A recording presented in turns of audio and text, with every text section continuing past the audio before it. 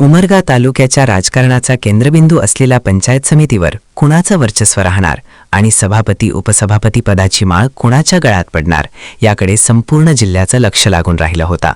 अखेर या प्रतीक्षेला आता पूर्णविराम मिळाला आहे। जिल्हाधिकारी कीर्तिकिरण पुजारी यांनी गुरुवारी या बहुचर्चित निवडीचा अधिकृत कार्यक्रम जाहीर केला आहे। या नव्या कार्यक्रमानुसार येत्या 6 मार्च रोजी उमरगा पंचायत समितीच्या सभापती आणि उपसभापती पदासाठी प्रत्यक्ष निवड प्रक्रिया पार पडणार आहे। गेल्या अनेक दिवसांपासून या निवडीची उत्सुकता शिगेला पोहोचली होती। आता निवडणूक कार्यक्रम जाहीर होताच उमरगा तालुक्यातील राजकीय घडामोडींना अचानक मोठा वेग आला आहे।